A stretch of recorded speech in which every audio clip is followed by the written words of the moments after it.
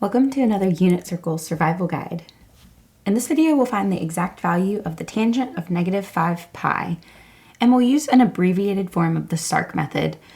And that's because if you look at our angle, you'll see that it's a quadrantal, and all that means is that it's going to have its terminal side on an axis. So we're going to simplify the method name to S and C because those are the only steps that we'll need. So here's our outline. S will sketch the angle's terminal side, and that'll give us the coordinates. And then C will calculate our trig ratio for tangent of negative 5 pi. So looking at negative 5 pi, that's our angle that we'll be sketching, we notice first that it's negative, so we have clockwise rotation. And then we should also notice that it's going to be more than one clockwise rotation because negative 2 pi would be a full clockwise rotation. So for sketching purposes, it may help you to find a coterminal angle to negative 5 pi. And all you have to do to find that is add 2 pi. So if we do that, we have negative 5 pi plus 2 pi. We get that negative 3 pi is coterminal to negative 5 pi. If you still aren't comfortable sketching negative 3 pi, because that's still more than one rotation, you could add 2 pi again, and we'd get negative pi is coterminal to our original angle, negative 5 pi. And know that coterminal just means they share the same terminal side.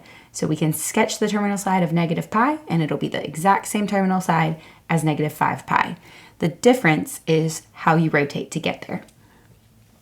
All right, so let's go ahead and sketch. So clockwise rotation, here's 0, here's negative pi over 2, and here's negative pi. It's a half rotation in the clockwise direction. So let's sketch our angle. Here's the terminal side. And so you see the terminal side is on the negative part of the horizontal axis. And now we can find the coordinates that we'll be using for our trig ratio calculation. We know that this is centered on the origin, and the unit circle is called a unit circle because its radius is 1. So to find this point, we know the radius is 1, so we move left 1, and our coordinates are negative 1, 0. So now that we have this information, we're ready to calculate. We know that the tangent of an angle on the unit circle is simply going to be the y-coordinate divided by the x-coordinate. So for our calculation, very easy, we have 0 divided by negative 1, and thus we know that the tangent of our angle negative 5 pi must be 0.